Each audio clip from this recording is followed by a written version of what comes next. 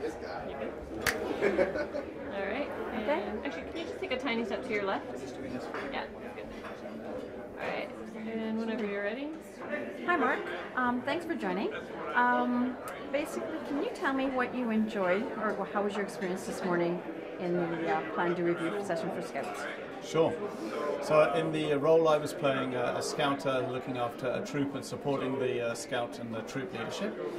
I think that the biggest learning for me was I've read a lot about the Canadian Path and I understand the Plan Do Review process. And I know that I am going to be requested to work and behave in a different way than I've been before. So particularly if I look at youth-led leadership. And so it's been a challenge to think about what's that transition going to have to look at. Do I need to work and act on those new behaviours immediately?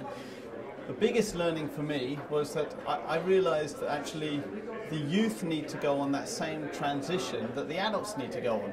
So they don't know what it means to actually be youth-led. They're so used to the adults instructing them on everything that they need to do.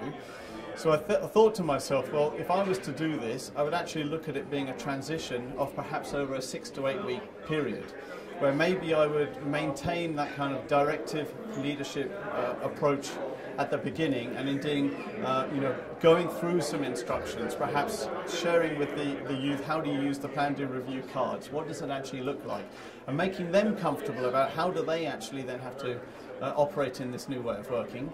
And then perhaps it's only realistic that after 4 weeks, 6 weeks, or even only 8 weeks, you've got to a stage now where the youth leadership team is actually running everything, is operating in that new Plan Do Review process. That was kind of the biggest learning for me.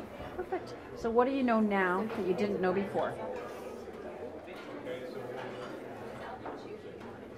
So I think the biggest learning for me regarding what I now know compared to not knowing before is I know that I can't just expect the youth to be able to understand that we are changing to a new way of operating.